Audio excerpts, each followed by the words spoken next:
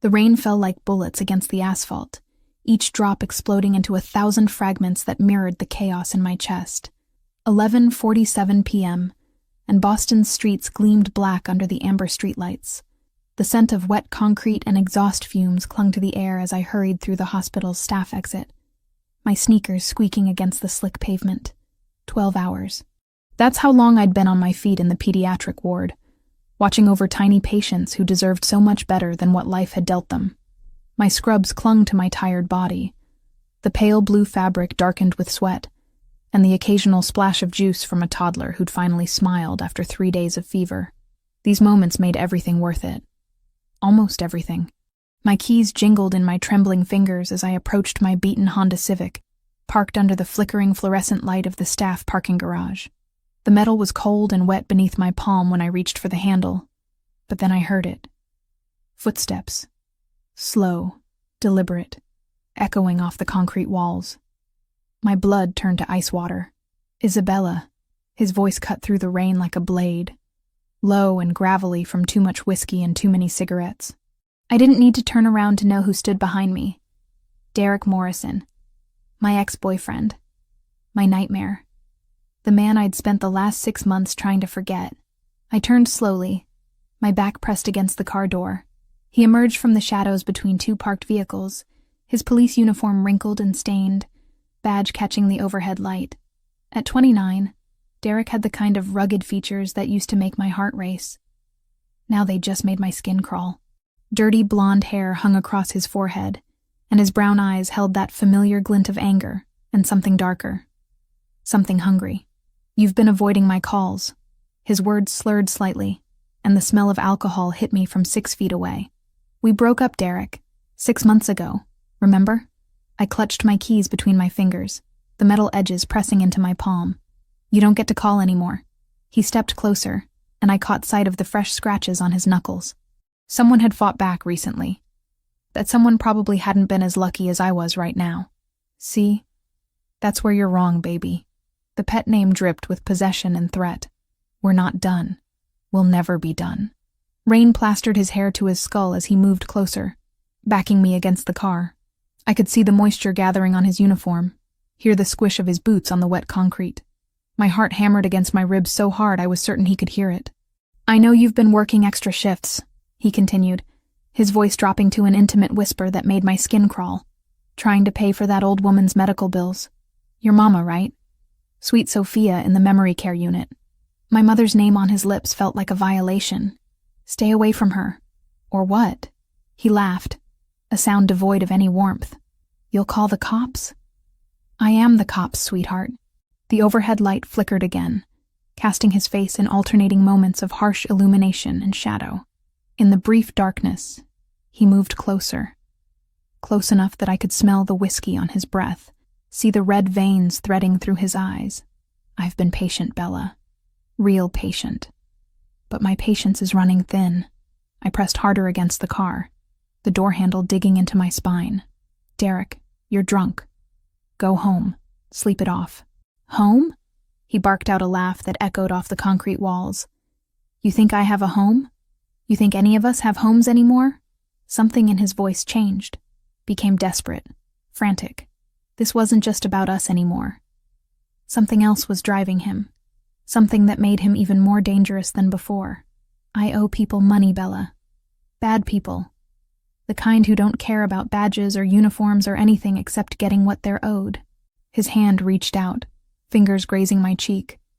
"But you could fix all that." I jerked away from his touch, adrenaline flooding my system. "I don't have any money. You know that. You don't need money." His smile was all teeth and predatory hunger. "You just need to come with me. Tonight." That's when I ran. I pushed past him with all the strength I had, my shoulder slamming into his chest. He stumbled backward, caught off guard by the sudden movement, giving me precious seconds to bolt toward the garage exit. My feet pounded against the wet pavement as I heard him cursing behind me, his heavier footsteps echoing as he gave chase. The rain hit me like a wall of ice as I burst from the parking garage onto the street. My scrubs provided no protection against the October chill, and within seconds I was soaked through, but I didn't stop running. Couldn't stop. Because I knew Derek, and I knew that if he caught me tonight, I might not see tomorrow. The old part of Boston stretched ahead of me, all narrow streets and shadowy alleyways. Historic buildings loomed on either side, their brick facades gleaming wetly in the streetlight. My lungs burned as I sprinted down Washington Street, past closed shops and empty sidewalks. The sound of Derek's pursuit had faded, but I didn't trust it. Didn't trust anything anymore. I ducked into an alley between two buildings, pressing my back against the cold brick wall, trying to catch my breath. Rain streamed down my face, mixing with tears I didn't remember shedding. My red hair hung in wet tangles around my shoulders, and I could taste copper in my mouth where I'd bitten my tongue. That's when I heard the voices. Male. Rough. Getting closer. She went this way. Check the alley. Boss ain't gonna be happy if we don't find her. My blood turned to slush. These weren't Derek's voices. These were new threats. Unknown dangers in a night that had already gone from bad to catastrophic. I crept deeper into the shadows, my sneakers silent on the wet pavement. Through the rain, I caught sight of movement at the mouth of the alley. Two men in dark clothing, their faces hidden in the shadows. One pointed in my direction, and I knew I had seconds before they spotted me. I bolted, back onto the main street, past a closed bookstore and a shuttered cafe, my feet slipping on the slick sidewalk. The sound of pursuit echoed behind me, but I didn't dare look back.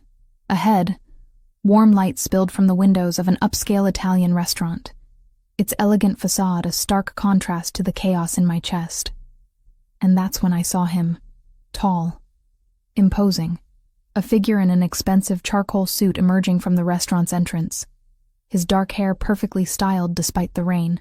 He moved with the kind of confidence that suggested he'd never run from anything in his life. I didn't think, couldn't think. Desperation made the choice for me. I grabbed his hand. His skin was warm against my freezing fingers, and I felt him tense at the unexpected contact. Up close, he was even more intimidating than I'd first thought. At least 6'3", with shoulders broad enough to block out the streetlight behind him. His eyes were the color of winter storms, pale blue-gray and sharp enough to cut glass. "Please," I whispered, my voice barely audible over the rain. "Help me." For a heartbeat, he said nothing. Just studied my face with those penetrating eyes, taking in my soaked scrubs, my terrified expression, the way I clung to his hand like a lifeline. Then Derek's voice cut through the night. "Bella, get back here." The stranger's gaze flicked past me to where Derek stood at the end of the block, rain-soaked and furious. Then his attention returned to me, and something shifted in his expression. Something dangerous and protective all at once. "Who hurt you?" His voice was low, controlled, with the faintest trace of an accent I couldn't place. Before I could answer, two men in dark suits materialized from the shadows behind him. They moved like ghosts, silent and deadly, flanking us without a sound. Derek took one look at them and stopped dead in his tracks. The stranger squeezed my hand once, gently, and I felt something pass between us. A promise, maybe, or a warning. "You're safe now," he said simply, and for the first time in months I almost believed it. The silence stretched between us like pulled wire as Derek retreated into the rain-soaked darkness. My hand remained locked in the stranger's grip, his warmth anchoring me to reality while my world tilted sideways. Water dripped from my hair onto the expensive fabric of his suit, but he didn't seem to notice or care. "Vincent," he said quietly, and one of the men in dark suits stepped forward. "Follow him." Quietly. "I want to know where he goes, who he calls, what he's planning." Vincent nodded once and melted back into the shadows, moving with a predator's grace. The remaining guard positioned himself near the restaurant's entrance, a silent sentinel against whatever other threats might emerge from Boston's underbelly. Only then did the stranger turn his full attention back to me. His eyes swept over my soaked scrubs, lingering on the fading bruise along my jawline that makeup hadn't quite concealed. Something dangerous flickered in those storm-gray depths. "You're shivering." It wasn't a question, but an observation delivered in that same controlled voice. I was. My entire body trembled, whether from cold or adrenaline or the sheer magnitude of what had just happened. I couldn't tell. The October rain had turned my scrubs into a second skin, clinging uncomfortably to curves I suddenly felt exposed displaying. "My car," he said, gesturing toward a sleek black sedan parked half a block away. Not an invitation. A statement.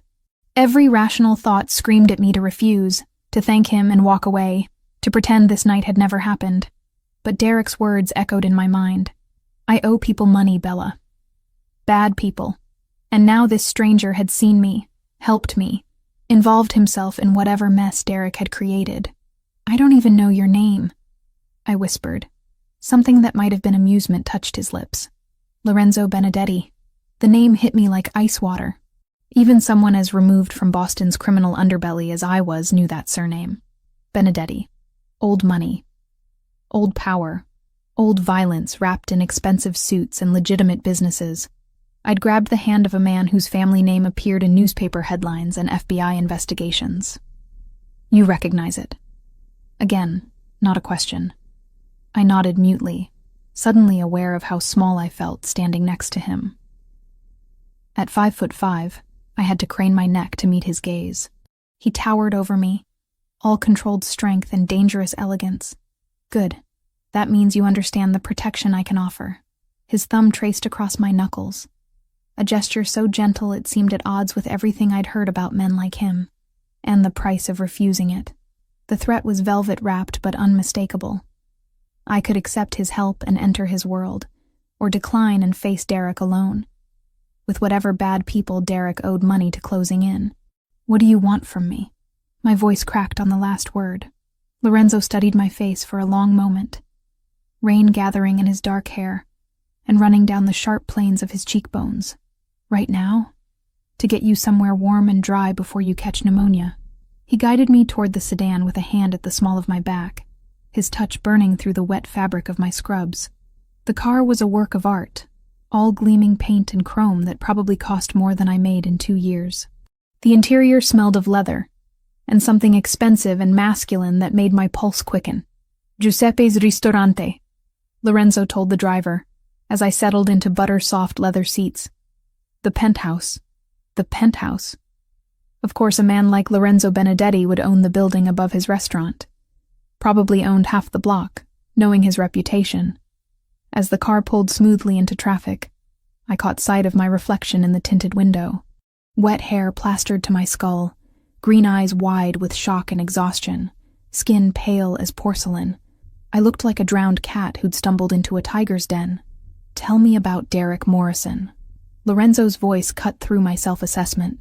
I turned to find him watching me with those penetrating eyes, his expression unreadable in the dim interior lighting. "How do you know his last name?" "I make it my business to know things." He adjusted his cufflinks with precise movements. Especially when those things involve men who put their hands on women in my territory.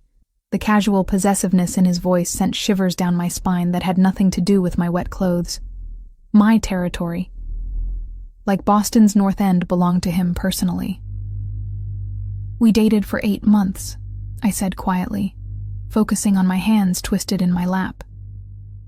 I thought he was different. Protective instead of possessive. Strong instead of controlling.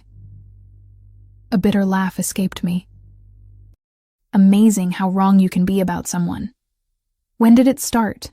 The violence. Heat flooded my cheeks. How did you... The way you flinch when someone moves too quickly. The way you positioned yourself against that car door tonight, protecting your ribs. His gaze flicked to the fading bruise on my jaw.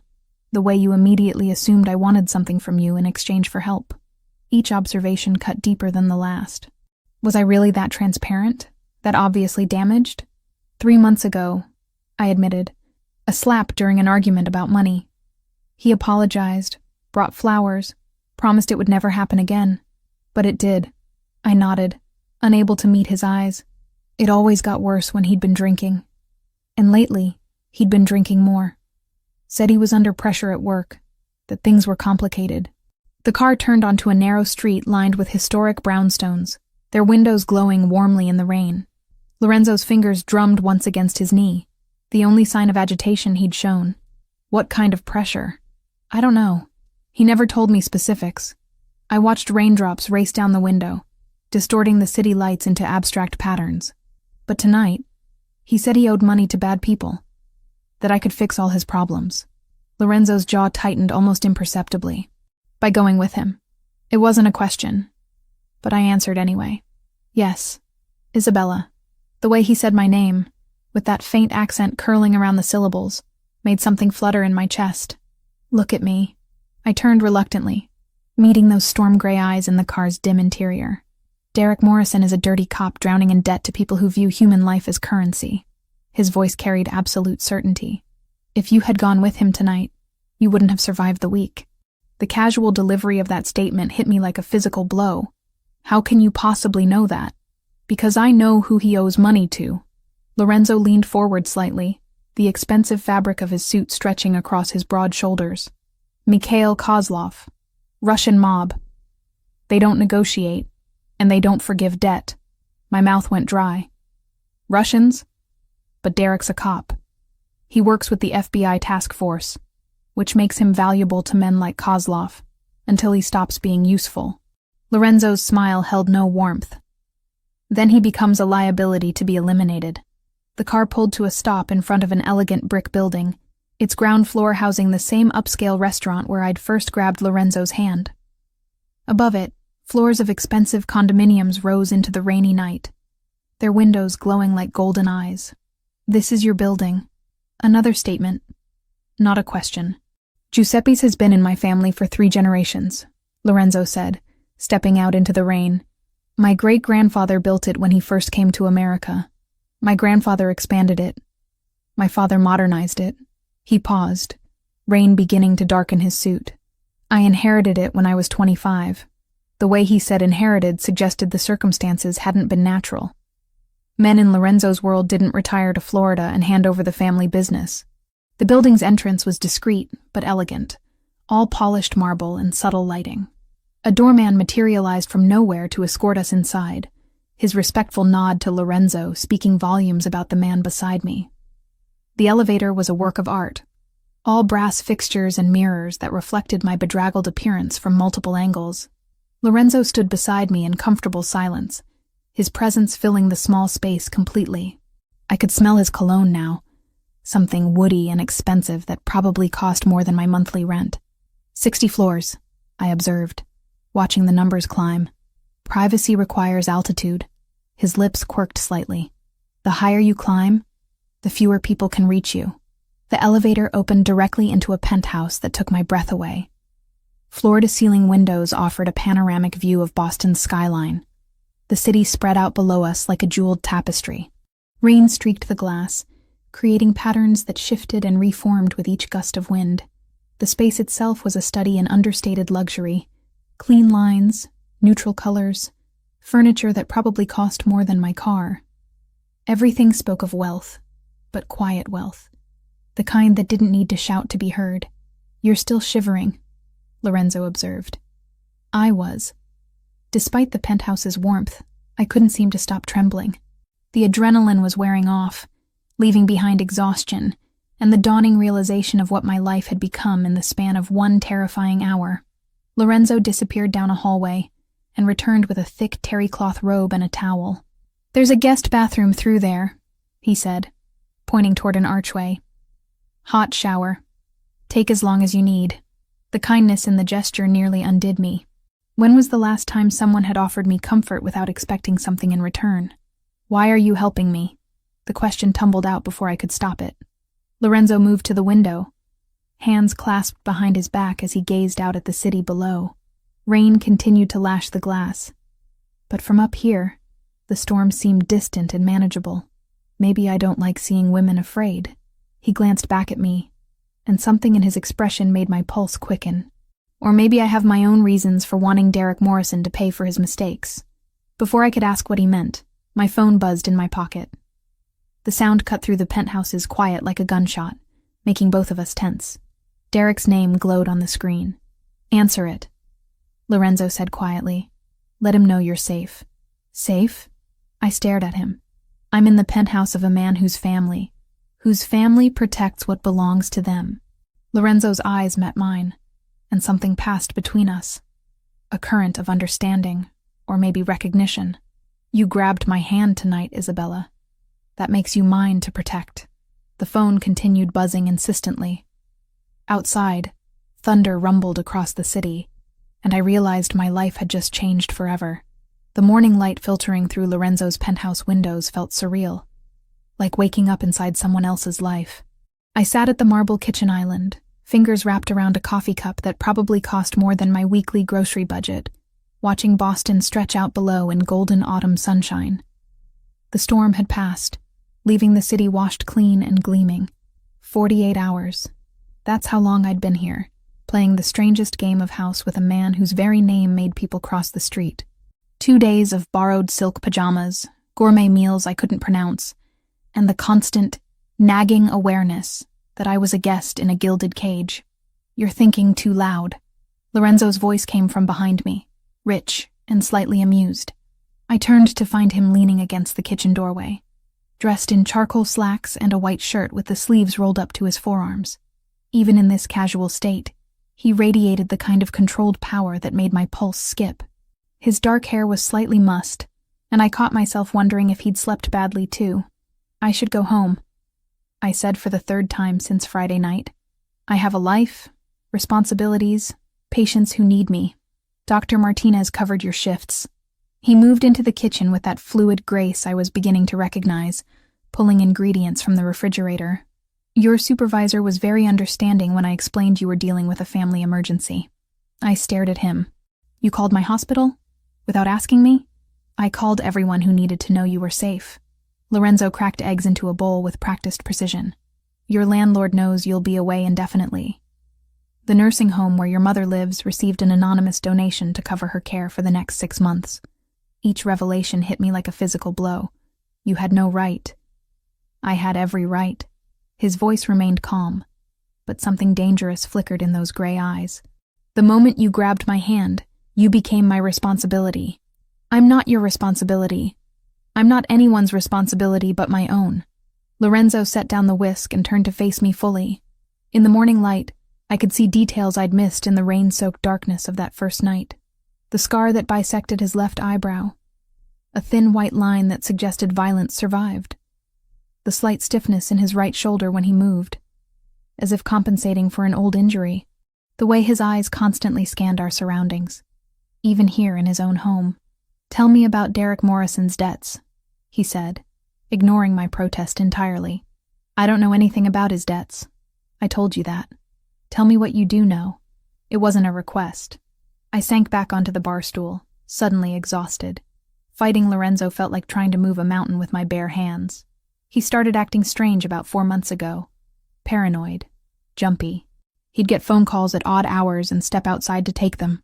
Lorenzo resumed cooking, but I could feel his attention focused entirely on my words. What kind of calls?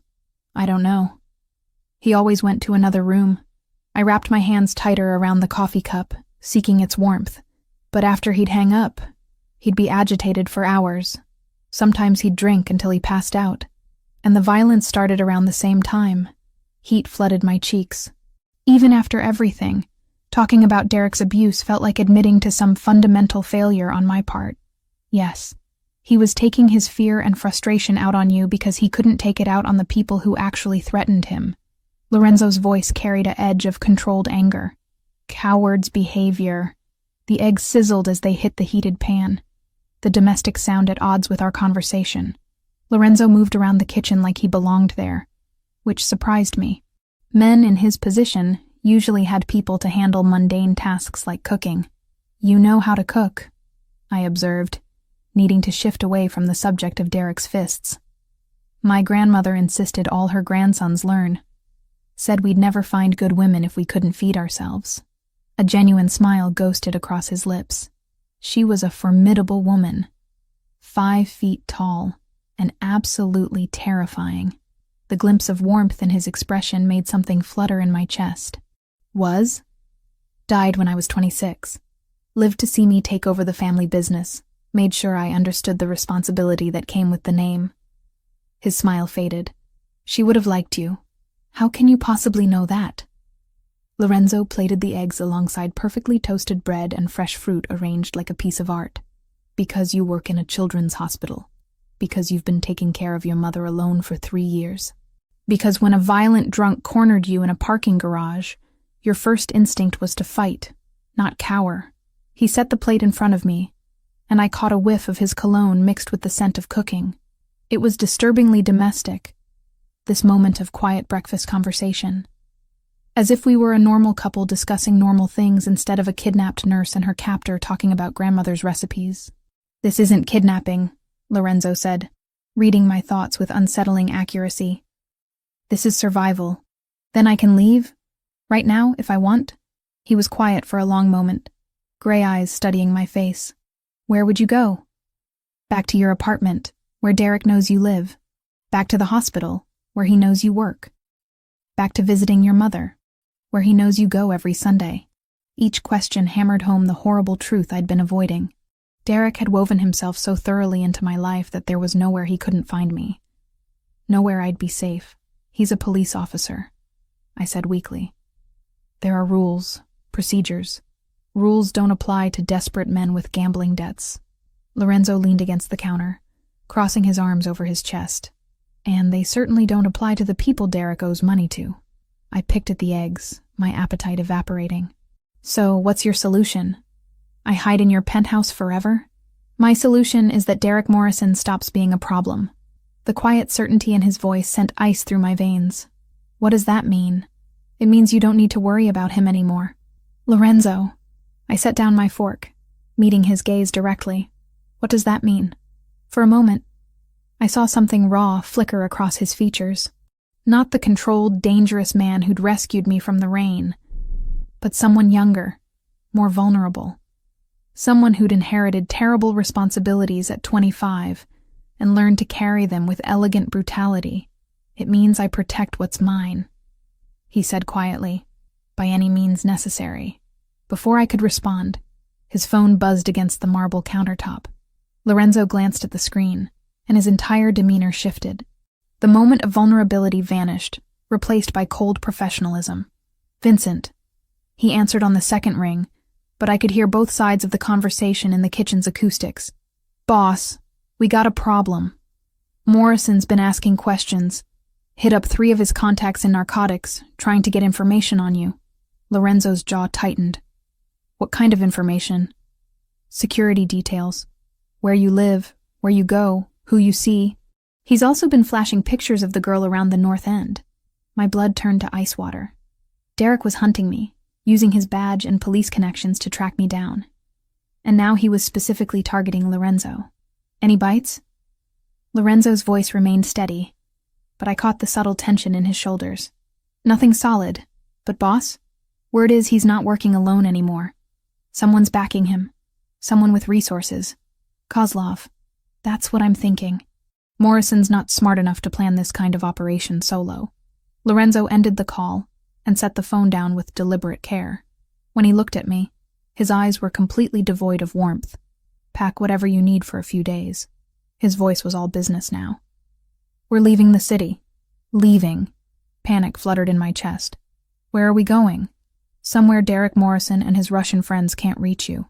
Lorenzo was already moving, pulling his phone back out to make another call. "Marco, prepare the house in Gloucester. Full security team. We'll be there by noon." "Wait." I stood up, my breakfast forgotten. "You can't just decide to relocate me without consulting me first." Lorenzo paused in his preparations, and when he turned back to me, I saw something that made my breath catch. Not anger exactly, but something deeper and more primal. Possession.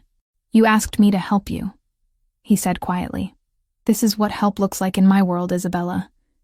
You don't get to pick and choose which parts of my protection you accept. I'm not your property." "No." He stepped closer, close enough that I had to tilt my head back to meet his gaze. "You're something far more valuable than that." "What am I then?" For a heartbeat, he didn't answer. Then his hand came up to cup my cheek, thumb tracing the line of my jaw with surprising gentleness. His touch was warm, calloused in a way that suggested he knew violence intimately, but chose to be gentle with me. "You're the first person in 10 years who looked at me and saw someone worth saving, instead of someone to fear." His voice was barely above a whisper. "That makes you irreplaceable." Before I could respond, he stepped back, the moment of vulnerability gone as quickly as it had come. "Pack light," he said, already moving toward his own room. "We have 30 minutes before the car arrives." I stood frozen in the kitchen, my cheek still burning from his touch, trying to process what had just happened. Lorenzo Benedetti, the man whose name struck fear into Boston's criminal underworld, had just revealed something raw and desperate beneath his controlled exterior. And God help me, I wanted to understand what he meant. The sound of drawers opening and closing came from his bedroom. Efficient and methodical. Whatever safe house he was taking me to, it was clearly well prepared and completely secure. Another piece of the vast machinery he'd built around himself, designed to protect and control in equal measure. I touched my cheek where his hand had been, still feeling the echo of his warmth. 48 hours ago, I'd been a simple pediatric nurse with an abusive ex-boyfriend and mounting medical bills. Now I was the protected asset of a man who could make people disappear with a phone call. The terrifying part wasn't that Lorenzo frightened me. The terrifying part was that he didn't. The safe house in Gloucester sat perched on rocky cliffs overlooking the Atlantic, its weathered shingles and wraparound porch giving it the appearance of a quaint New England cottage. But the illusion shattered the moment I noticed the discreet cameras, the reinforced windows, and the way Lorenzo's men positioned themselves at strategic points around the property. 3 days. 3 days of walking along private beaches, reading in sun-drenched window seats, and pretending this was some kind of romantic getaway instead of protective custody. The October air carried the salt tang of approaching winter, and I'd taken to bundling in one of Lorenzo's sweaters while I sat on the porch, watching seabirds wheel against the gray sky. Lorenzo had been the perfect gentleman.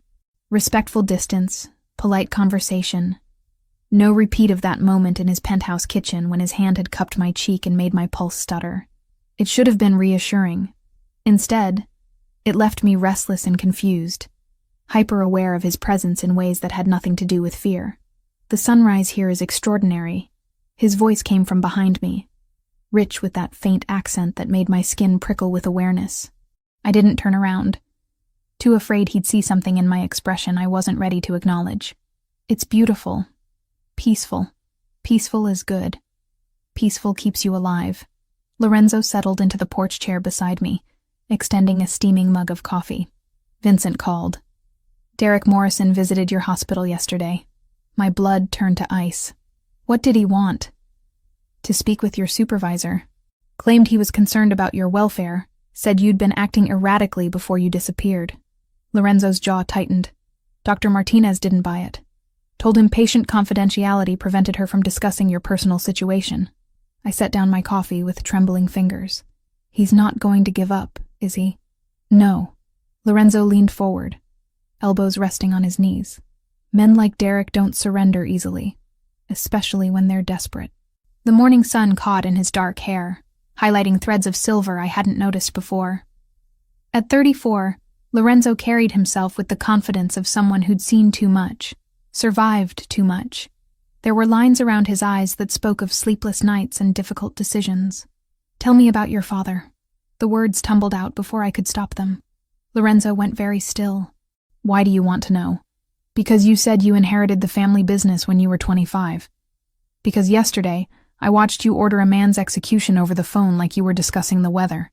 I turned to face him fully. "Because I need to understand who you really are." For a long moment he said nothing. Then he stood, moving to the porch railing with that fluid grace I'd come to recognize. His hands gripped the worn wood, knuckles white with tension. "My father was Antonio Benedetti, third-generation Italian-American, built our legitimate construction business from nothing." Lorenzo's voice was carefully neutral.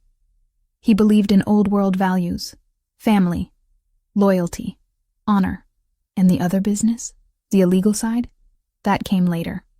Protection money from shop owners who couldn't afford police response times, loans for families who couldn't get bank approval, dispute resolution for people the courts ignored." Lorenzo's smile held no warmth. "It started as helping the community. It evolved into controlling it." A gust of salt air whipped across the porch, carrying the cry of seagulls and the distant sound of waves against rocks. Lorenzo's profile was sharp against the morning sky, all angular planes and controlled strength. "How did he die?" I asked softly. "Car bomb. outside his favorite restaurant on a Tuesday night in October. Lorenzo's voice never wavered, but I saw his knuckles whiten further. The Kozlov organization wanted our territory. They thought eliminating the head would scatter the family, but it didn't. No. He turned back to me, and I saw something raw flicker in those gray eyes. It just made the survivors more dangerous. Before I could respond, his phone buzzed against the porch table. Lorenzo glanced at the screen, and his entire demeanor changed, shoulders tensing as he read the message. What is it? Vincent. Derek Morrison isn't working alone anymore. Lorenzo was already moving, pulling out his phone to make a call. They grabbed Sarah Chen from the pediatric ward at St. Mary's 20 minutes ago. My world tilted sideways. Sarah was a sweet, quiet nurse from the Philippines who worked the same shifts I did. We'd had coffee together dozens of times, shared stories about difficult patients and impossible supervisors. They took Sarah? My voice came out as a whisper. They think she's you. Lorenzo's phone was already ringing. Vincent, talk to me. I could hear Vincent's voice through the speaker, tight with tension. 2 men in a van, grabbed her outside the hospital pharmacy. Professional job. But boss, they fucked up. Chen's got distinctive tattoos on her arms. Nothing like Isabella's description. How long before they realize their mistake? Maybe an hour. Maybe less if they're smart enough to check her ID. Lorenzo's face had gone granite hard, all traces of the man who'd shared stories about his grandmother vanishing behind a mask of cold calculation. Kozlov's people? Has to be. Morrison doesn't have the resources for an operation this clean. My hands started shaking. They'll kill her when they realize she's not me. No. Lorenzo's voice cut through my rising panic. They won't. How can you possibly know that? He ended the call and turned to face me. And what I saw in his expression made my breath catch. Not just anger, but something primitive and protective that spoke to places in my chest I'd thought Derek had killed forever. Because I'm going to get her back. Lorenzo was already moving toward the house, his movements sharp and purposeful. Marco! One of his men appeared instantly, as if he'd been waiting for the summons. Boss, contact every asset we have in Boston. I want locations on Kozlov's operation, full intelligence on his men, and a tactical assessment of where they're most likely holding the girl. You want me to call in favors from the families? Call in everything. Lorenzo's voice carried absolute authority. And get the car ready. We're heading back to the city. I stood up so quickly my chair scraped against the porch floor. We? You're not staying here while an innocent woman suffers because of the danger following you around. Lorenzo's eyes met mine, and I saw something that made my pulse stutter. Besides, you're going to help me get her back. I don't understand. You're a nurse. You understand medical procedures, hospital layouts, staff rotations. Lorenzo stepped closer. Close enough that I could smell his cologne mixed with salt air and something darker. And you know Sarah Chen personally. You can identify her positively. Make sure we're rescuing the right person. The logic was sound, but underneath it lay something else. A test, maybe. Or a declaration. Lorenzo was inviting me into his world completely, showing me what it meant to be under his protection. This is dangerous, I said. Though even as the words left my mouth, I knew I'd already made my decision. Everything worthwhile is dangerous. Lorenzo's hand came up to cup my cheek, thumb tracing the line of my jaw just like that morning in his kitchen.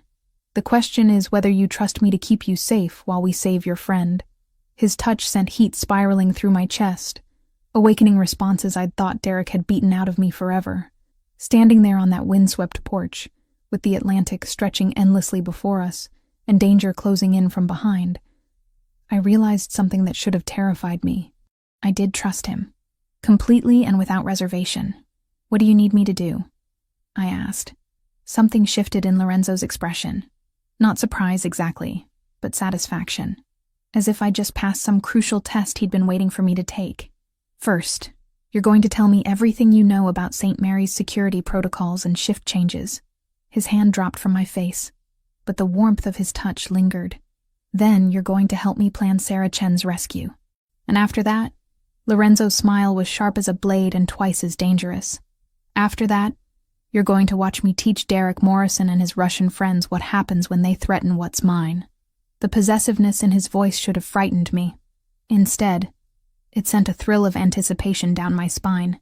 that had nothing to do with fear and everything to do with the growing certainty that Lorenzo Benedetti was about to go to war. And somehow, impossibly, I wanted to stand beside him when he did. "When do we leave?" I asked. 1 hour. Lorenzo was already heading toward the house, his movements sharp with purpose. "Pack light and dress dark. Where we're going, visibility gets people killed." I watched him disappear inside, then turned back to the ocean one last time. The peaceful morning had shattered completely, replaced by the metallic taste of approaching violence. Sarah was in danger because of me, because I'd grabbed a stranger's hand in a moment of desperation and dragged an innocent woman into a war between dangerous men. But as I followed Lorenzo into the house, one thought echoed in my mind with startling clarity. For the first time in months, I wasn't running from the fight. I was running toward it. The manila folder on Lorenzo's desk contained my entire life reduced to photographs and printed reports. Bank statements showing my mother's medical bills, employment records from St. Mary's, even copies of text messages I'd sent to colleagues about picking up extra shifts. Everything was there, laid out with clinical precision that made my skin crawl. "How long have you been watching me?" I asked, my voice barely steady. Lorenzo stood behind his desk in the penthouse study, hands clasped behind his back as he gazed out at the Boston skyline. "We'd returned from Gloucester 3 hours ago. Sarah's rescue mission planned down to the minute. But first, apparently, came this moment of truth. Vincent has been conducting background checks on everyone in your social circle since Friday night. His reflection in the window looked carved from stone. Standard security protocol when someone enters my protection. That's not what I asked. I flipped through pages of surveillance photos. Me leaving the hospital. Me visiting my mother. Me grocery shopping on a Tuesday afternoon, completely unaware I was being documented. These photos go back weeks, Lorenzo. Maybe months. He turned slowly, and the expression on his face confirmed what I'd already begun to suspect. 6 months. The admission hit me like a physical blow. 6 months? You've been stalking me for 6 months? I've been watching you. His voice remained maddeningly calm. There's a difference. Is there? I stood up so quickly the chair scraped against the hardwood floor. Because from where I'm sitting, it looks like you've been planning this entire thing from the beginning. Lorenzo moved around the desk with that predatory grace, stopping just close enough that I had to tilt my head back to meet his eyes. Planning what, exactly? This. Us. Whatever this is supposed to be. I gestured at the opulent study, the protected penthouse, the carefully constructed cage he'd built around me. Did you orchestrate Derek's debt too? Make sure he'd get desperate enough to threaten me so you'd have an excuse to swoop in and play savior? Something dangerous flickered in those gray eyes. Be very careful what you accuse me of, Isabella. Or what? You'll have me disappeared like you're planning to do to Derek? The words tumbled out, fueled by betrayal and growing panic. How do I know any of this is real? How do I know Derek wasn't working for you all along? Lorenzo's jaw tightened, but his voice remained level. Because if Derek Morrison was working for me, you would never have suffered a single bruise at his hands. The quiet certainty in his statement gave me pause, but I was too angry to back down. Then why? Why watch me? Why choose me? For a long moment, Lorenzo said nothing. Then he moved to a cabinet against the far wall, withdrawing a crystal decanter and 2 glasses. His movements were precise, controlled, but I caught the slight tremor in his hands as he poured. Do you know what it's like to inherit a legacy built on blood? He didn't look at me as he spoke. To wake up one morning and discover that everything you thought you knew about your life was a carefully constructed lie? I remained silent, sensing this was important. That whatever he was about to tell me would change everything between us. I was 25 when my father died. A business major from Harvard, completely insulated from the family's real operations. Lorenzo handed me a glass, his fingers brushing mine. I thought we were construction contractors who occasionally helped out struggling families in the neighborhood. The whiskey burned as it went down, but I welcomed the distraction. When did you learn the truth? At his funeral, when Mikhail Kozlov approached me to offer his condolences and explain exactly what kind of business relationship he'd had with Antonio Benedetti. Lorenzo's laugh held no humor. Apparently my father had been quietly expanding into territories the Russians considered theirs. So Kozlov killed him. Kozlov ordered it. Derek Morrison planted the bomb. Lorenzo's eyes met mine over the rim of his glass.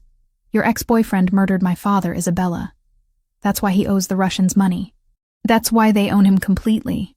The revelation hit me like ice water. Derek hadn't just been abusive, he'd been a killer. A bomb maker who destroyed Lorenzo's family for money. You knew. My voice came out as a whisper. When I grabbed your hand that night, you already knew who Derek was.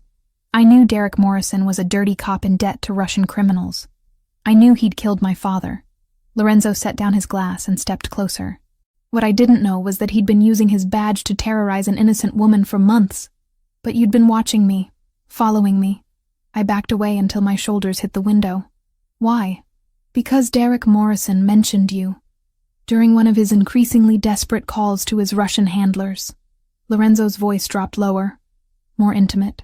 He told them about his ex-girlfriend, the pretty nurse who worked at St. Mary's, how she'd be perfect collateral if they needed leverage. My blood turned to ice. He was planning to sell me. He was planning to offer you as payment for his debt, interest on what he owed for my father's murder. Lorenzo reached out, his fingers ghosting along my jawline. I started watching you to understand what kind of weapon Derek thought he had. What I found was something entirely different. What did you find? A woman who worked double shifts to pay for her mother's care, who volunteered at the children's hospital on her days off, who smiled at homeless people and bought coffee for strangers and treated every patient like they were family. His thumb traced across my cheekbone.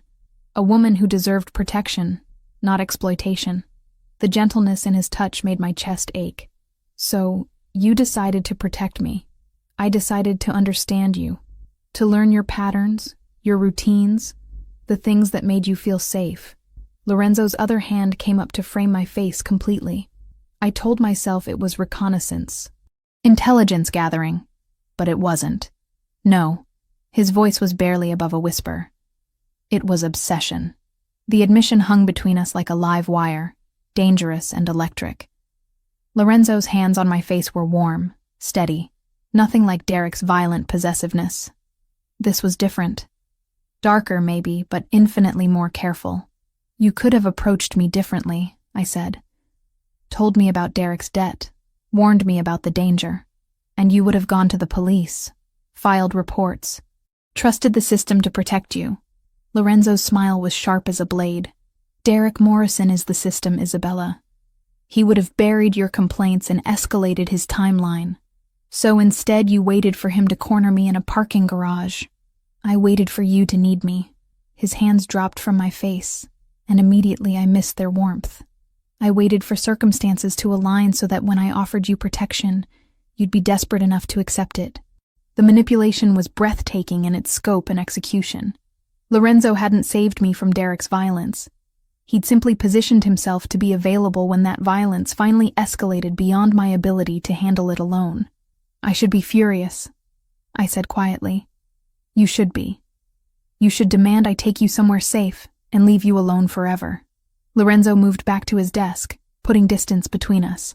You should run as far and as fast as you can from what I represent. But I'm not going to. No? He looked up, and I saw something vulnerable flicker in those gray eyes. No. I crossed to where he stood, closing the distance he'd created. Because Sarah is still out there, scared and alone. Because Derek Morrison helped murder your father. And because despite everything you've done, I trust you more than I've ever trusted anyone. Lorenzo went very still. Isabella, you manipulated the situation, yes. You watched me without consent, invaded my privacy, orchestrated circumstances to make yourself indispensable. I reached up, cupping his face the way he'd done to me. But you also paid my mother's medical bills anonymously. You made sure I was safe at work. You never let Derek hurt me worse than he already had. That doesn't excuse what I've done. No, it doesn't. I stepped closer, until there was no space left between us. But it explains why you did it. And right now, understanding you matters more to me than forgiving you. For a heartbeat. Neither of us moved. Then Lorenzo's control shattered completely. He kissed me with a hunger that spoke of months of careful distance, of watching from shadows, and wanting what he couldn't have. His hands tangled in my hair. holding me steady as he claimed my mouth with devastating thoroughness. I kissed him back with equal intensity, pouring weeks of confusion and attraction and desperate need into the contact. When we finally broke apart, both breathing hard, Lorenzo rested his forehead against mine. "This changes everything," he said quietly. "I know. Once we save Sarah, once we deal with Derek and Kozlov, you'll be free to leave, to go back to your normal life." His eyes searched mine. "But if you stay, if you choose this, there's no going back." My world doesn't offer second chances or clean exits. I thought about my cramped apartment, my lonely shifts at the hospital, the small, safe life I'd built for myself. Then I thought about the way Lorenzo looked at me like I was something precious and dangerous and worth protecting at any cost. "I'm not going anywhere," I told him. Something fierce and possessive flared in his expression. "You're sure?" Instead of answering, I kissed him again, soft and certain and full of promise. When I pulled back, Lorenzo's smile was sharp enough to cut diamonds. "Then let's go get your friend back." Sarah was alive. Terrified but alive, cable tied to a chair in an abandoned warehouse near Boston Harbor, her dark hair matted with dried blood from where they'd struck her during the kidnapping. Through my binoculars, I could see the distinctive cherry blossom tattoo on her left forearm, confirmation that Kozlov's men had indeed grabbed the wrong woman. 12 men that we can count," Vincent murmured into his comm device. 2 on the roof, 4 patrolling the perimeter, 6 inside with the hostage. I crouched beside Lorenzo behind a shipping container, my heart hammering against my ribs as we surveyed the warehouse from our concealed position. The salt air carried the tang of low tide and diesel fuel, mixing with the metallic taste of approaching violence that seemed to coat everything in Lorenzo's world. "Where's Derek?" Lorenzo's voice was barely above a whisper, but it carried deadly intent. "No sign of him yet, but boss, we got a problem. Lucas just called in. Kozlov's people grabbed Clara Martinez 20 minutes ago." The blood in my veins turned to ice water. Lucas was Lorenzo's younger brother, his second-in-command and most trusted lieutenant. Clara was Lucas's girlfriend, a sweet archaeology student who taught children's art classes on weekends. She had nothing to do with any of this except the misfortune of loving a Benedetti. Lorenzo's jaw tightened, but his voice remained controlled. "Where?" "Outside her apartment near BU campus. Professional job, same as the nurse. 3 men, black SUV, gone in under 30 seconds. Vincent's voice crackled through the earpiece. Lucas is compromised." Lorenzo finished the thought with cold precision. "Emotional, desperate, likely to make stupid decisions that get people killed." I touched his arm, feeling the coiled tension beneath his jacket sleeve. "We can save them both." "No." Lorenzo's eyes never left the warehouse as he spoke. "We save Sarah first. Methodically. According to plan. Then we deal with Clara and whatever leverage Kozlov thinks he has over my brother." The calculating coldness in his voice should have frightened me. Instead, it was oddly reassuring. This was Lorenzo in his element, compartmentalizing emotions to focus on tactical necessities. The kind of man who could dismantle an enemy's entire operation while maintaining perfect control. "What about the inside team?" I asked, studying the warehouse layout through the binoculars. "Marco and Tony are positioned at the north entrance. Vincent's team has the east side covered." Lorenzo adjusted his position slightly, and I caught the gleam of the handgun holstered beneath his jacket. "You and I go in through the loading dock, quick and quiet." "And if something goes wrong?" Lorenzo's smile was sharp as broken glass. "Then Mikhail Kozlov learns why my father built this organization to survive his death. We moved across the open ground between containers like ghosts, using shadows and strategic timing to avoid the roving patrols.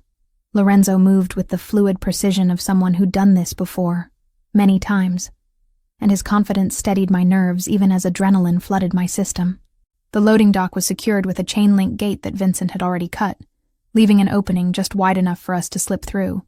Inside, the warehouse was a maze of stacked pallets and industrial equipment, all draped in shadows that seemed to move and shift in the dim lighting. Sarah's voice reached us before we saw her, weak but defiant as she spoke to her captors in broken English mixed with Tagalog curses that would have made her grandmother proud. "American police will find you," she was saying, her accent thick with fear, but her tone stubborn. "You cannot hide forever." A Russian-accented voice responded with cruel laughter. Police already know where you are, little bird. Police brought you to us. Derek. It had to be Derek feeding information to Kozlov's operation, using his badge and connections to facilitate kidnappings in broad daylight. The betrayal cut deeper than I'd expected, not because I still cared about him, but because it confirmed how completely I'd misjudged someone I'd once trusted. Lorenzo gestured for me to stay back as he moved closer to the main area where they were holding Sarah. Through gaps in the stacked crates, I could see her clearly now, cable-tied to a metal folding chair, her St. Mary's scrubs torn and stained, but her chin lifted in defiance even as tears tracked down her cheeks. 3 men stood around her, 2 Russians in expensive suits, and one who made my blood freeze. Derek Morrison, still in his police uniform, badge gleaming under the warehouse's fluorescent lights as he leaned casually against a workbench. "This is taking too long," Derek was saying, checking his watch. "Benedetti should have made contact by now." "Patience," replied one of the Russians, a thin man with silver hair and cold eyes. "Fear makes men sloppy. Let him worry about his woman a little longer. She's not his woman. She's my ex-girlfriend. And she's nothing special." Derek's voice carried the bitter edge I remembered from our worst fights. "Isabella Rossi is a nobody nurse with more debt than sense. Then why does Lorenzo Benedetti protect her like she's family?" The Russian stepped closer to Sarah, who shrank back in her chair. "Why does he move her to safe house? Why does he mobilize his entire organization when she disappears?" Derek had no answer for that, and I saw uncertainty flicker across his features. He'd expected Lorenzo's interest in me to be casual, temporary. The depth of resources being deployed to ensure my safety clearly surprised him. Lorenzo's hand touched my shoulder, and I turned to find him gesturing toward a side corridor that would bring us closer to Sarah's position. We moved together, careful to avoid the creaking floorboards and metal debris that littered the warehouse floor. "The other girl is more valuable," Derek said suddenly, his voice carrying a desperate edge. "Clara Martinez. She's dating Benedetti's brother. That's real leverage." "Perhaps." The Russian's smile was coldly amused. "But this one serves our purposes for now. When Benedetti arrives to negotiate, we will have answers to interesting questions. And if he doesn't come, then we send pieces of his woman to Lucas Benedetti until he becomes more cooperative." The casual brutality in the Russian's voice made Sarah whimper softly. That's when Lorenzo moved. He emerged from the shadows like death incarnate, moving with lethal precision that spoke of years of practice and absolutely no hesitation about violence. The first Russian never saw him coming, Lorenzo's arm snaking around his throat and applying pressure to the carotid artery until the man dropped unconscious to the concrete floor. The second Russian spun toward the sound, hand reaching for the gun holstered beneath his jacket, but Lorenzo was already there. A vicious strike to the solar plexus doubled the man over, followed by a knee to the face that sent him crashing backward into a stack of wooden pallets. Derek fumbled for his service weapon, but his hands were shaking and his movements clumsy with panic. "Benedetti, I know you're here." "Yes, you do." Lorenzo stepped into the light, completely calm despite having just incapacitated 2 trained killers in under 10 seconds. "The question is whether you're smart enough to surrender. I've got backup coming," Derek said, his gun finally clear of its holster but wavering as he tried to aim at Lorenzo. "This warehouse is surrounded. Your backup consists of Mikhail Kozlov's men, most of whom are currently unconscious or dead." Lorenzo's smile was terrifying in its complete lack of emotion. "My people are significantly better trained than yours." As if to emphasize his point, the warehouse lights suddenly went out, plunging everything into darkness except for the pale glow filtering through high windows. Emergency lighting kicked in seconds later, casting everything in hellish red that made the scene look like something from a nightmare. "Isabella!" Derek's voice cracked as he spun around, searching the shadows. "I know you're here too. This is all your fault.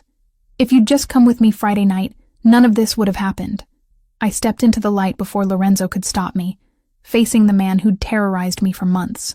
In the red emergency lighting, Derek looked older, more desperate, hollow-eyed with the kind of desperation that made men dangerous. "You're right," I said quietly. "If I'd gone with you Friday night, I'd be dead by now. Just like you're going to be." Derek's gun swung toward me, but Lorenzo was faster. The shot that rang out echoed through the warehouse like thunder, but it wasn't Derek who fired. Lorenzo's bullet took Derek's center mass, spinning him around and sending his weapon clattering across the concrete. He dropped to his knees, hands pressed against the spreading red stain on his uniform shirt, looking up at me with something that might have been surprise. "You chose him," Derek whispered, blood frothing at the corners of his mouth. "Over me? Over everything we had." "We never had anything," I told him, surprised by how steady my voice sounded.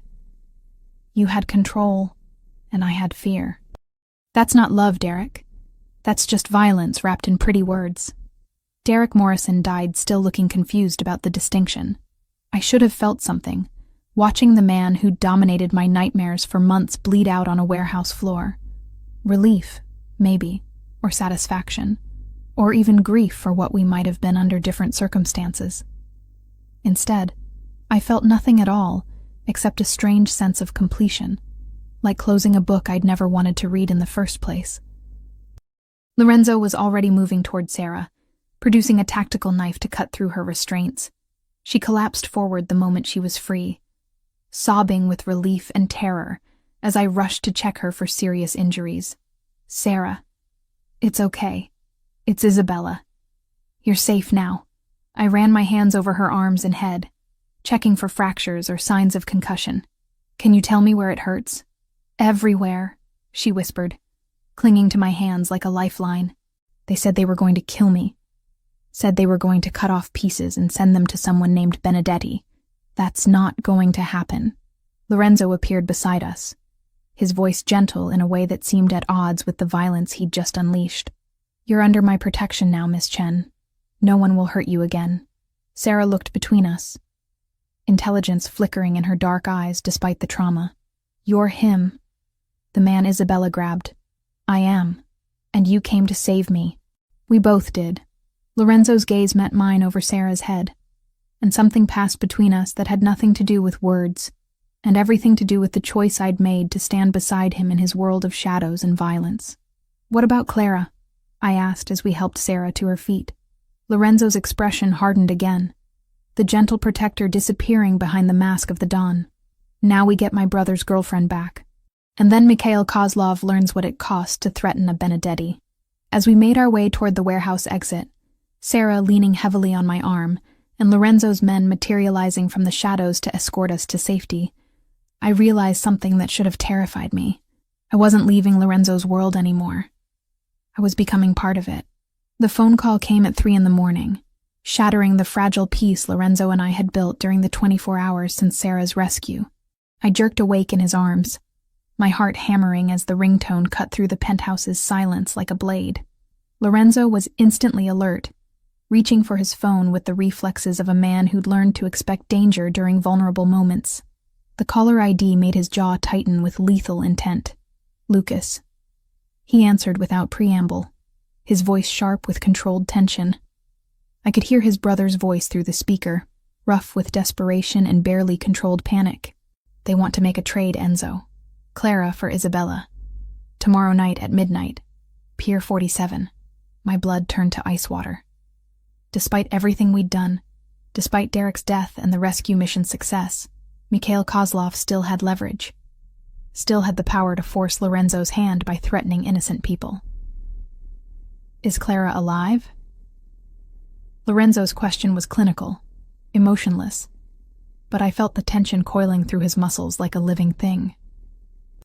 "They let me speak to her for 30 seconds. She's scared, but unharmed. For now." Lucas's voice cracked slightly. "Enzo, they're going to kill her if we don't comply." Kozlov made that very clear. Lorenzo sat up, running a hand through his dark hair as his mind processed tactical possibilities. "How many men does he have with him?" I counted 12 during the exchange. "But there could be more positioned around the pier." Lucas paused, and when he spoke again, his voice carried a note of desperate pleading I'd never heard from Lorenzo's controlled younger brother. "They want Isabella, Enzo. Specifically her. Kozlov said he's been planning something special for the woman who caused him so much trouble."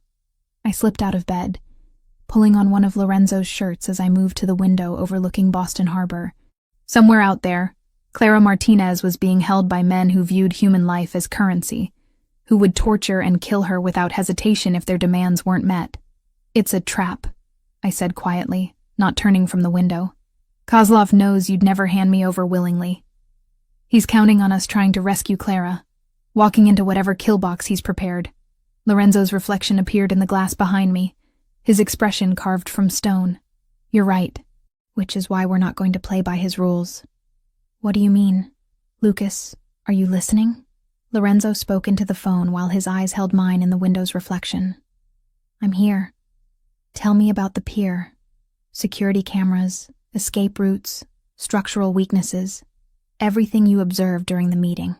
For the next 20 minutes, Lucas provided detailed intelligence about Pier 47, its layout, and the positions he'd seen Kozlov's men occupy.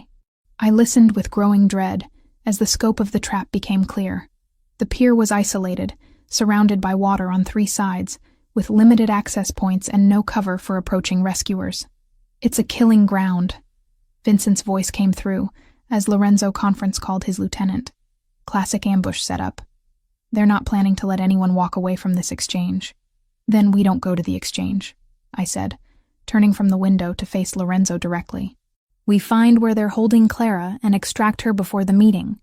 Lorenzo's smile was sharp as broken glass. My thoughts exactly. What followed was the most intense planning session of my life. Lorenzo transformed from protective lover into tactical commander, deploying resources with surgical precision while coordinating with contacts throughout Boston's criminal underworld. I watched in fascination as he became the man who'd built an empire from his father's blood, commanding absolute loyalty through a combination of respect and carefully applied fear. Kozlov's using the old fish processing plant on Turner Street, Vincent reported after 2 hours of reconnaissance. Heavy security, but our inside man confirmed Clara's being held in the main office on the 2nd floor. Inside man? I asked. Lorenzo's expression was grim. One of Kozlov's lieutenants has gambling debts to our casino. Sometimes financial leverage is more effective than bullets. By dawn, the plan was set. Marco and Tony would create a diversion at the pier, making Kozlov believe we were attempting the exchange as demanded. Meanwhile, Lorenzo's main force would hit the processing plant, extracting Clara while Kozlov was distracted. And me? I asked, though I already suspected the answer. You stay here. Safe. Protected. Lorenzo cupped my face in his hands, thumbs tracing my cheekbones with infinite gentleness. This isn't negotiable, Isabella. Like hell it isn't. I pulled back, meeting his gaze with stubborn determination. Clara is in danger because of me. Because Kozlov wants to hurt you through me. I'm not hiding in this penthouse, while other people risk their lives to clean up my mess. This isn't your mess. This is the price of being mine. Lorenzo's voice carried absolute finality. And I won't risk losing you to settle old debts. We argued for another hour, but Lorenzo was immovable on this point. I would remain in the penthouse under heavy guard while he dismantled Kozlov's operation piece by piece. It was logical, tactical, and completely unacceptable to every fiber of my being, which is why, 3 hours later, I found myself crouched behind shipping containers at the processing plant, watching Lorenzo's team take their positions around the building. I'd slipped past his guards using knowledge gained during my years as a nurse, exploiting shift changes and blind spots with the same precision I used to navigate busy hospital corridors. Vincent's voice crackled through the stolen earpiece I'd lifted from Lorenzo's desk. Teams in position. Boss, we're ready for your signal. Clara's location confirmed? Lorenzo's voice was tight with controlled tension. 2nd floor office, northeast corner. 2 guards at the door, unknown number inside. I could see Lorenzo from my position, a dark figure against the pre-dawn sky as he prepared to lead the assault on the building where Clara was being held. Even from a distance, his movements spoke of coiled violence and absolute determination. That's when everything went wrong. The explosion came from the direction of Pier 47, a massive fireball that lit up the Boston Harbor skyline and sent shock waves rippling across the water. Lorenzo's diversion team had walked into something far worse than an ambush. Marco's team is down. Vincent's voice carried panic for the first time since I'd known him. Boss, it was a setup. Kozlov had explosives rigged throughout the pier structure. Lorenzo's response was a string of Italian profanity that needed no translation. Kozlov had outmaneuvered us, using our own tactical assumptions against us while preparing a trap within a trap. New plan. Lorenzo's voice cut through the chaos with deadly calm. We hit this building now, hard and fast, before Kozlov realizes his diversion failed. Clara comes out alive, whatever it takes. The assault began with surgical precision. Lorenzo's men moved like ghosts through the processing plant, neutralizing guards with silenced weapons and tactical efficiency. I watched from my hiding spot as they systematically cleared each floor, working their way toward Clara's location with methodical violence. Then I saw him. Mikhail Kozlov himself, emerging from a black sedan that had just arrived at the plant's rear entrance. Silver-haired, elegantly dressed, moving with the confidence of a man who believed he controlled every variable in the equation. He wasn't alone. 6 heavily armed men flanked him as he entered the building, and I realized with growing horror that Kozlov hadn't been fooled by the diversion at all. He'd expected Lorenzo to attempt a rescue operation and had positioned himself to personally oversee Clara's execution when it began. I keyed the stolen radio. Lorenzo, Kozlov just arrived at the rear entrance with reinforcements. He's heading for the 2nd floor. Silence stretched across the comm channel before Lorenzo's voice came back, deadly quiet. Isabella, what the hell are you doing here? Being useful. Clara's in immediate danger. Kozlov isn't here for a prisoner exchange. He's here for a public execution. He wants you to watch her die. Another pause. Then Lorenzo's voice again, this time carrying resignation mixed with fury. Vincent?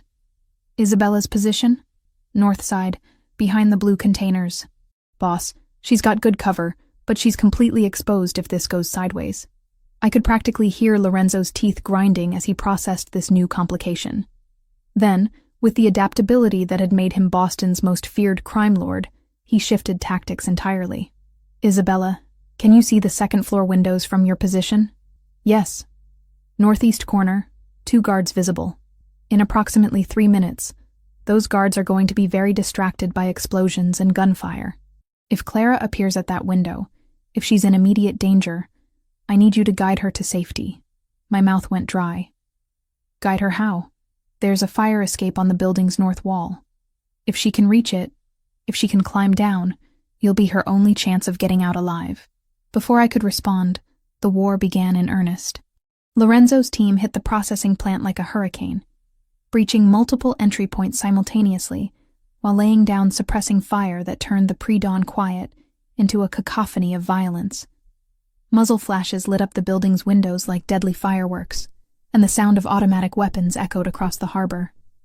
I pressed myself deeper into cover as stray bullets sparked off metal containers around me, my heart hammering with terror and adrenaline. This wasn't like the warehouse rescue, surgical and controlled. This was urban warfare, chaotic and deadly, with Clara's life hanging in the balance. Movement at the 2nd floor window caught my attention. Clara's face appeared briefly, pressed against the glass, her mouth open in a scream I couldn't hear over the gunfire. Behind her, I caught a glimpse of Mikhail Kozlov, his silver hair gleaming as he grabbed her by the throat. Lorenzo! I keyed the radio desperately. Kozlov has Clara at the window. He's going to... The window exploded outward in a shower of glass and splintered wood. For one horrible moment, I thought Kozlov had thrown Clara to her death. Then I realized what I was seeing. Clara Martinez, 23-year-old archaeology student and children's art teacher, had grabbed a desk lamp and used it to smash through the window herself. She perched on the narrow ledge, bleeding from multiple cuts, looking down at the 30-foot drop to the alley below. Kozlov appeared behind her, gun in hand, his face twisted with rage, as he realized his hostage was attempting to escape. That's when I made the decision that would define the rest of my life. I stood up from behind the containers, making myself visible to both Clara and Kozlov, and shouted at the top of my lungs, "Clara! The fire escape! North side!"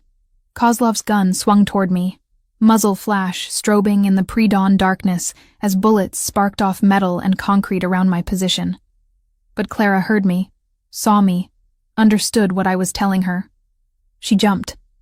Not down to the alley, but sideways, toward the building's north wall where the fire escape ladder waited. Her fingers caught the metal rungs, and she hung there for a terrifying moment before beginning her descent. Kozlov's attention followed her movement, his gun tracking toward Clara's vulnerable form on the fire escape. I could see him taking aim, preparing to end Lucas's girlfriend with cold precision. That's when Lorenzo appeared behind Kozlov like an avenging angel, moving through the shattered window with lethal grace. His knife found Kozlov's throat before the Russian could fire, opening his carotid artery in a spray of arterial blood that painted the window frame crimson. Mikhail Kozlov, the man who'd ordered Antonio Benedetti's death and terrorized Boston's underworld for decades, died gurgling his own blood while staring down at the woman who'd escaped his carefully planned revenge. Clara reached the ground, just as Lorenzo's men finished securing the building. I ran to her, catching her as she collapsed, checking her for serious injuries while sirens wailed in the distance. "Is it over?" Clara whispered, clinging to my hands with desperate strength. I looked up at the second-floor window where Lorenzo stood silhouetted against the rising sun, Kozlov's blood still dripping from his blade. "Yes," I told her, and meant it. "It's over." But as Lorenzo's gaze found mine across the distance separating us, I realized something fundamental had changed during the violence and chaos of the morning. I wasn't the same woman who'd grabbed a stranger's hand in the rain a week ago. I was someone else entirely. Someone harder, more dangerous, and completely committed to the man who'd just killed to protect the people I cared about. Someone who belonged in Lorenzo Benedetti's world of shadows and blood. 6 months later, the morning sun streamed through the floor-to-ceiling windows of our private office on the 15th floor of Benedetti Construction's headquarters, casting golden patterns across architectural plans and medical supply invoices that covered Lorenzo's mahogany desk. Outside, Boston stretched in all directions, a city that no longer felt foreign or dangerous, but like something I helped protect. I initialed the final purchase order for the new pediatric wing at St. Mary's, officially completing the largest charitable donation in the hospital's history. The Isabella Benedetti Foundation had funded everything from new surgical equipment to a state-of-the-art children's cancer research facility, all while maintaining complete anonymity about its benefactor's true identity. "The board meeting went well?" Lorenzo asked, looking up from construction contracts as I set aside the medical files. "Dr. Martinez sends her regards, and her gratitude." I moved around the desk to where he sat, unconsciously settling onto his lap in a gesture that had become natural over the months. "The new wing will serve 3 times as many children as the old facility." Lorenzo's arms encircled my waist, pulling me closer against his chest. At 34, he carried himself with the same controlled danger that had first captured my attention. But now I saw the gentleness beneath the careful mask. The way his touch always lingered on my wedding ring, the platinum band he'd slipped onto my finger in a private ceremony 3 months ago. "Any regrets?" he asked, the question he'd posed countless times since I'd chosen to leave my nursing career and join his world completely. "About the hospital work?" "Sometimes." I traced the thin scar that bisected his left eyebrow, a memento from the night Kozlov died. "About you?" "Never." The Isabella Benedetti, who'd grabbed a stranger's hand in the rain, would barely recognize the woman I'd become. Gone were the financial struggles, the sleepless nights worrying about my mother's care, the constant fear that had defined my existence with Derek. In their place was a different kind of tension, sharper and more purposeful, the knowledge that I now stood at the center of an empire built on calculated violence and absolute loyalty. "Vincent's report came in this morning," Lorenzo said, his fingers combing through my hair with practiced affection.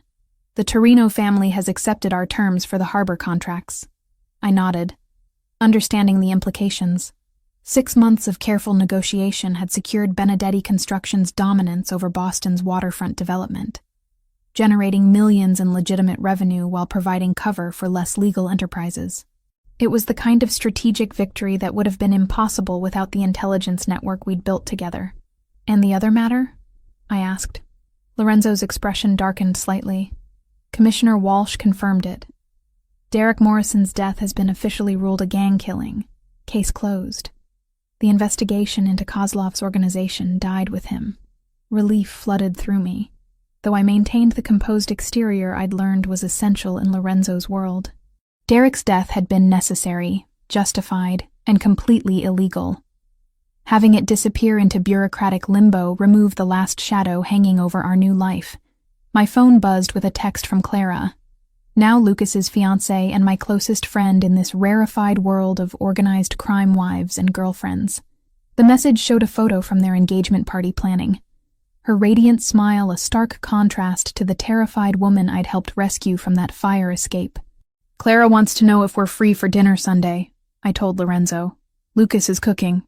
Lucas can barely make coffee without supervision. Clara's been teaching him. Apparently, he's developed a passion for Italian cuisine. I laughed, imagining Lorenzo's younger brother struggling with pasta and sauce while his archaeology student girlfriend provided patient instruction. She says it's adorable watching him try to impress her grandmother. Lorenzo's smile was genuine, the expression transforming his features from dangerous to devastatingly handsome. Tell them yes. It will be good for Lucas to show off his domestic skills. The intercom on his desk buzzed softly. "Mr. Benedetti, your 2:00 appointment is here. Send them in." The office door opened to admit Vincent and Marco, both men nodding respectfully as they entered. 6 months had transformed my relationship with Lorenzo's inner circle from wary acceptance to genuine trust, built through shared danger and demonstrated loyalty. "The Amalfi property is ready for your inspection," Vincent reported, setting a folder on the desk. "Full security installation, private airstrip, complete communications array. Your honeymoon location, as requested." I glanced at Lorenzo in surprise. We'd discussed taking a delayed honeymoon once the territorial disputes were settled, but he'd been characteristically secretive about the details. "Italy?" I asked. "The Amalfi Coast, my great-grandmother's village." Lorenzo's fingers intertwined with mine, and I caught the gleam of his own wedding band, white gold that matched my own. "I thought it was time you met the rest of the family." The rest of the family. The phrase carried weight in Lorenzo's world, implications that went far beyond simple relatives. Meeting the Italian Benedettis meant formal recognition, acceptance into a dynasty that stretched back generations. "How long?" I asked. 2 weeks, maybe 3, depending on how negotiations go with the old families. Lorenzo's smile turned predatory. "It seems our success in Boston has attracted attention from Palermo." Vincent cleared his throat diplomatically. "There's also the matter of the Chicago representatives. They've requested a meeting about territorial boundaries in the Midwest." I listened as Lorenzo and his men discussed expansion possibilities, territorial agreements, and revenue projections with the same casual precision I'd once used to discuss patient care rotations. The language was different, the stakes infinitely higher, but the underlying structure felt familiar. Problems to solve, people to protect, systems to optimize. "What about St. Mary's?" I asked when they finished. "I have 3 foundation meetings scheduled next week. Sarah can handle the day-to-day operations," Lorenzo replied. "She's proven remarkably capable at managing charitable distributions." Sarah Chen had surprised everyone by requesting a position with the foundation, rather than returning to nursing after her rescue. The trauma of her kidnapping had left her unable to handle the stress of hospital work, but she'd discovered a talent for organizing relief efforts and coordinating medical supply donations. "And my mother? The care facility in Amalfi has been thoroughly vetted. Your mother will receive the same level of care she gets here, with the added benefit of Mediterranean climate and specialized dementia treatment." Lorenzo cupped my face gently. "She'll be safe, Isabella. They all will." After Vincent and Marco left with their instructions, I remained in Lorenzo's lap, processing the magnitude of what he'd planned. A honeymoon that was also a diplomatic mission, introducing me to the most powerful crime families in Europe while establishing our position in the international hierarchy. "Are you nervous?" Lorenzo asked, reading my thoughts with unsettling accuracy. "Should I be? The old families can be traditional in their expectations of women." His thumb traced across my cheekbone. "But you've proven yourself in ways they'll respect.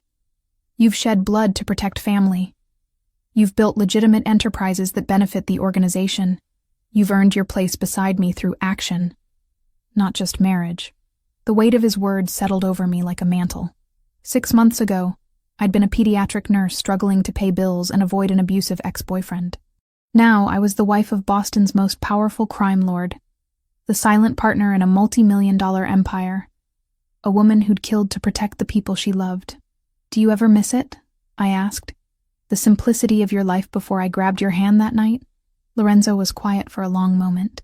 his hand stroking through my hair as he considered the question. "I miss the illusion of simplicity," he said finally. "The belief that I could keep the violence compartmentalized, separate from everything else. But you didn't complicate my life, Isabella. You completed it. Even though I've made you vulnerable, given your enemies something they can use against you, you've made me stronger." Lorenzo's voice carried absolute conviction. "A man with nothing to lose is dangerous, but a man with everything to protect is unstoppable." The late afternoon sun slanted through the windows, painting everything in shades of gold and amber. Below us, the city hummed with its usual rhythm, millions of people living their lives completely unaware of the conversations and decisions being made in towers like this one. I thought about the woman I'd been 6 months ago, terrified and alone, convinced that her life was spiraling beyond control. She could never have imagined this moment, this sense of belonging to something larger and more dangerous than anything she'd ever dreamed possible. "I love you," I said, the words still carrying the weight of surprise even after months of marriage. "And I love you." Lorenzo's response was immediate, certain, backed by actions that had proven its truth in blood and sacrifice. More than power, more than the organization, more than life itself. He kissed me then, soft and deep and full of promise, tasting of coffee and determination and the kind of dangerous devotion that built empires and toppled kingdoms. When we broke apart, both breathing harder than before, Lorenzo rested his forehead against mine in the gesture that had become our private language of intimacy. "Ready to meet the family?" he asked. I thought about terrified nurses and archaeology students, about mothers with dementia and loyal lieutenants who'd become brothers, about the vast network of people who depended on the choices Lorenzo and I made together. "I'm ready," I said, and meant it completely.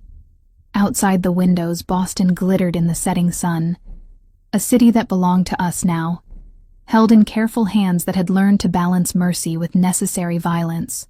The woman who'd once run through rain-soaked streets in terror now stood at the center of an empire, protected and cherished, and absolutely lethal when threatened.